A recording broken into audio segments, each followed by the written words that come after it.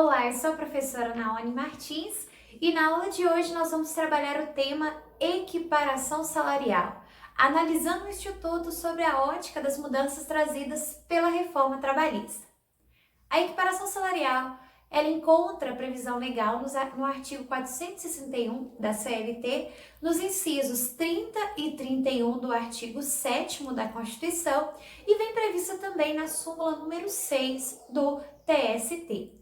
Trata-se de um instituto que tem por objetivo estabelecer uma igualdade salarial. A equiparação salarial, ela trabalha com a ideia de que para o trabalho de igual valor, deverá corresponder também o salário de igual valor.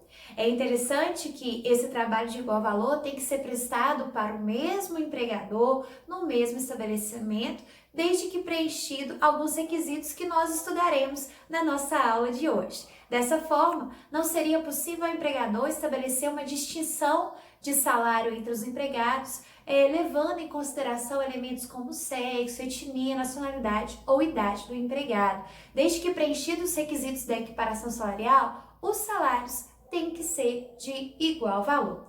Nós vamos trabalhar os requisitos da equiparação salarial e à medida que nós vamos tratando acerca de cada um deles, nós vamos trazer as considerações acerca das mudanças implementadas pela reforma trabalhista. Então vamos estudar os requisitos da equiparação salarial?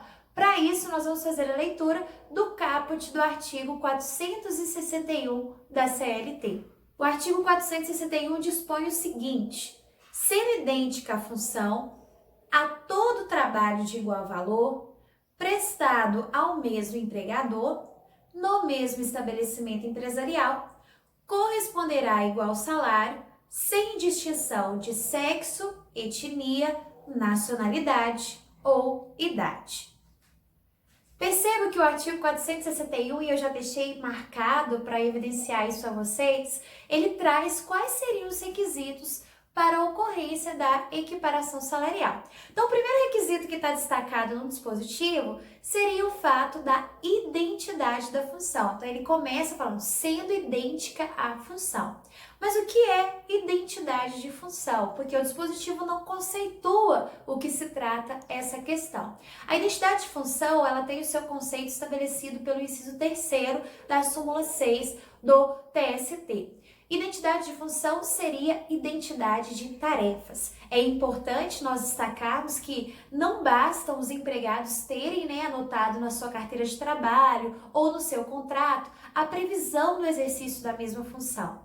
É necessário que as tarefas desempenhadas pelos empregados sejam idênticas. É por isso que nós podemos dizer que, às vezes, nós temos empregados que têm nomes na função idêntico, mas por não desempenharem as mesmas tarefas, não seria possível a equiparação salarial.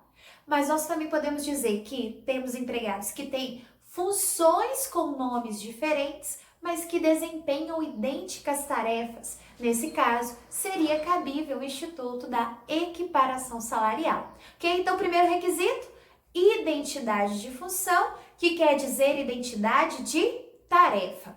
O segundo requisito, que vem previsto no caput do artigo 461 para a equiparação salarial, diz respeito à questão do trabalho de igual valor. Então, primeiro requisito, identidade de função, que é igual à identidade de tarefas. Segundo requisito, trabalho de igual valor. O que é um trabalho de igual valor? O parágrafo 1º deste mesmo artigo, ele traz o conceito do que seria o trabalho de igual valor. E ele dispõe que trabalho de igual valor é aquele trabalho que possui a mesma produtividade e a mesma perfeição técnica. Portanto, o requisito do trabalho de igual valor é um requisito que nós podemos denominar quantitativo, ou seja, a mesma produtividade, e qualitativo, ou seja, a tarefa tem que apresentar a mesma perfeição técnica, ok? Então, vamos retomar, pessoal, isso tem que ficar gravado. Os dois primeiros requisitos para a equiparação salarial: identidade de função, que diz respeito à identidade de tarefa. Segundo requisito, trabalho de igual valor. O que é trabalho de igual valor? Trabalho de igual valor é aquele trabalho que apresenta a mesma produtividade e a mesma perfeição técnica. O caput do artigo 461 traz o terceiro requisito para a ocorrência da equiparação salarial. O trabalho tem que ser prestado ao mesmo empregador. Ou seja, para que os empregados possam requerer a equiparação salarial, ou seja, a igualdade dos seus salários, eles têm que trabalhar para o mesmo empregador. Então, não posso tomar como referência empregados que trabalham em empresa diferentes da minha para poder exigir a equiparação salarial. E o caput do artigo ele elenca um quarto requisito. Além de ser para o mesmo empregador, o trabalho tem que ser desempenhado no mesmo estabelecimento. Ou seja, se o meu empregador possui diversos estabelecimentos, o meu salário ele só pode ser equiparado com o salário de um outro empregado que trabalha no mesmo estabelecimento, ou na mesma sede da empresa que eu trabalho, ok? Esse requisito do trabalho desempenhado no mesmo estabelecimento, ele é um requisito que foi trazido pela reforma trabalhista, ou seja, antes de 2017, não havia previsão do requisito mesmo estabelecimento na CLT no que se refere à questão da equiparação salarial. Então, retomando os requisitos da equiparação salarial: identidade de função, trabalho de igual valor, trabalho prestado para o mesmo empregador, trabalho prestado no mesmo estabelecimento comercial. Quinto requisito para efeito da equiparação salarial também vem previsto no parágrafo 1º do artigo 461 da CLT. O quinto requisito diz que não pode haver uma diferença de tempo na função entre os empregados que almejam a equiparação salarial superior a 2 anos. E esses empregados devem trabalhar para o mesmo empregador. Também não pode haver uma diferença de tempo superior a 4 anos. Então vamos entender esse requisito.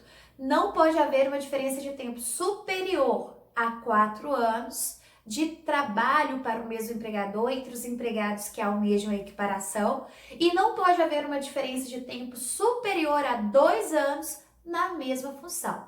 Essa diferença de tempo de trabalho para o mesmo empregador, não superior a 4 anos, também foi um requisito introduzido pela reforma trabalhista em 2017. Então vamos imaginar a seguinte questão: se nós temos 2 empregados que trabalham em uma mesma empresa e eles iniciaram a prestação de serviço ao mesmo tempo, nós conseguimos perceber que não haveria uma diferença de tempo maior do que 4 anos trabalhando para o mesmo empregador. Então, esse primeiro requisito restaria cumprido.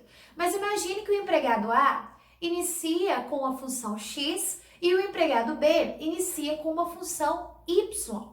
Passados 3 anos, o empregado B passa a desempenhar a mesma função que o empregado A. Percebam que a diferença de tempo na função desses mesmos empregados é superior a 2 anos. A diferença de tempo de trabalho para o mesmo empregador não é superior a 4, mas a diferença de tempo na função é superior a 2 anos. Portanto, nesse exemplo citado, não seria possível a equiparação salarial, ok? O sexto requisito para a ocorrência da equiparação salarial diz respeito à questão da ausência de um quadro de carreira organizado na empresa. Esse requisito ele vem descrito no parágrafo 2º do artigo 461.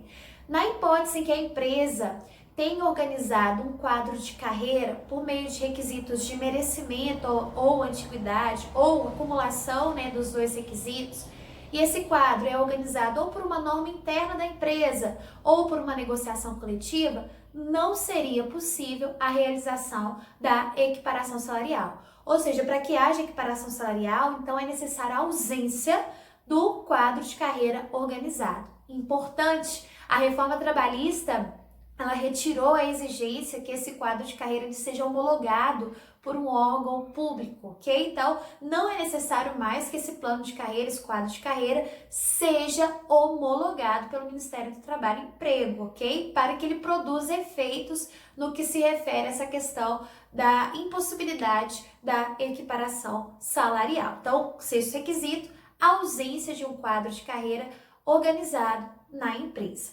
O último requisito para a ocorrência da equiparação salarial diz respeito ao fato dos empregados serem empregados contemporâneos. Esse requisito também foi introduzido pela reforma trabalhista.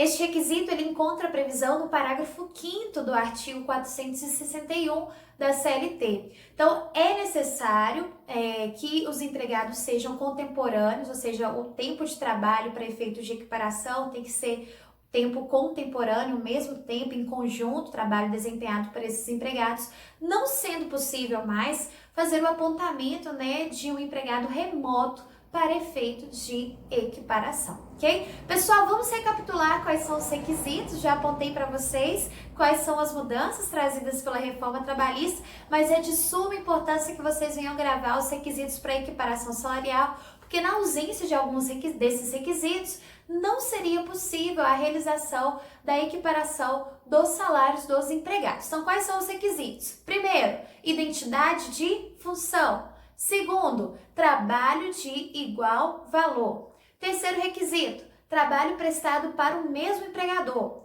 Quarto requisito, trabalho prestado no mesmo estabelecimento. Quinto requisito, não pode haver uma diferença de tempo na função superior a 2 anos e nem uma diferença de tempo de trabalho prestado para o mesmo empregador superior a 4 anos. Quinto requisito, ausência de um quadro de carreira organizado. E o último requisito, os empregados têm que ser contemporâneos. Última informação relevante sobre equiparação salarial diz respeito à nomenclatura específica desse instituto. Nós utilizamos as nomenclaturas paradigma e paragonato. O que é o empregado paradigma e o que é o empregado paragonato? O empregado paradigma é o empregado modelo, ou seja, é aquele que possui o salário que nós buscamos equiparar o outro empregado em comparação.